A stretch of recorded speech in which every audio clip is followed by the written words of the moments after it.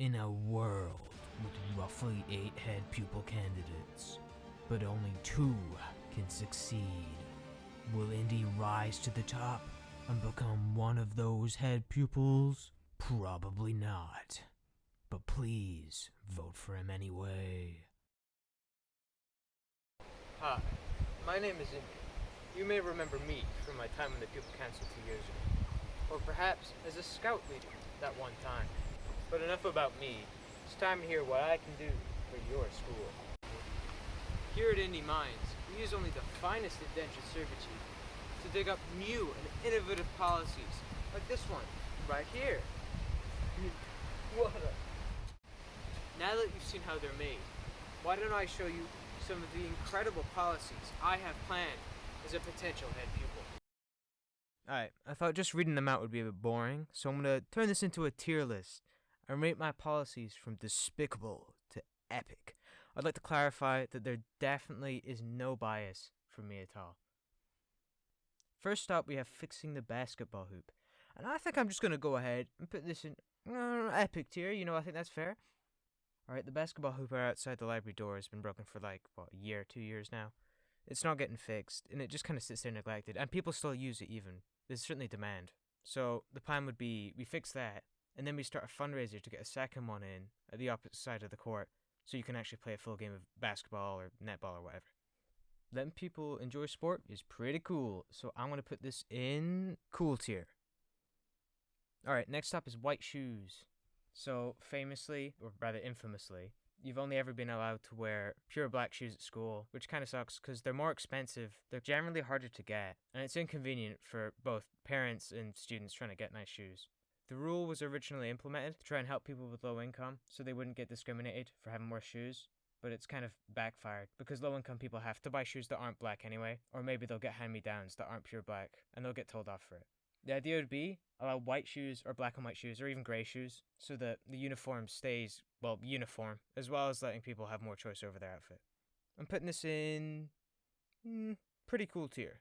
Next up is opening suggestions for further improvements to the school. In the past, head pupils have tried stuff like online forums and anonymous tip boxes, but no one really used them. So ideally, we just have people talk to us in person, or more efficiently, have 1 or 2 members of the Pupil Council sit at the end of an assembly and just let people come to us.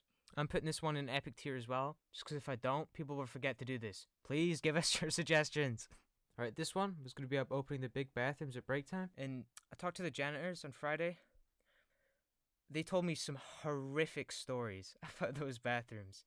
And to be fair, I've seen them with my own eyes. I wouldn't want to be the janitors cleaning that up as well. So I have decided that we're going to close all the bathrooms for... No, I'm kidding. I would like to call out the people who make those bathrooms a living hellhole, by the way. If you're going to smash bottles and pee on the toilet seat, please do it in the comfort of your own home next time. This is going in despicable tier because it is disgusting. On a more pleasant note, we've got recognizing student achievements. The plan is to use some of the unused notice boards in the school to present student art and sports wins. You'd literally just come up to me or any other member of the Pupil Council, or even fill in an online form, and every, 2 weeks, half a month or so, we'd replace all the art on the board with new stuff. I think I'm going to put this in epic tier because it lets people show off to the rest of the school. Plus, it lets me show off my rejected poster designs. And last but not least, we've got removing the one-way system in the science corridor. If you've ever had chemistry or physics, or even RMPS in some cases, after any modern language, then you'll know what I mean. You can't go from French to physics. They just don't let you. No one likes telling people off, and no one likes getting told off. And so ideally, we'd probably just let people down to the end of the corridor, make that hall specifically 2-way. This is going in the secret you can't stop me tier, because I'm going to do this regardless of if I get head people or not. I will get this done. There are more policies I can't fit into this video, like reducing congestion in the lunch halls, and a bit more about the notice boards. If you're curious about any of those, I'm glad to talk to you. Just stop me in the hallway. Anyway, thanks for watching. Back over to Entrepreneur Indy. That's all the policies we have for today, folks. But stick around till the end to enter the wacky competition I have planned.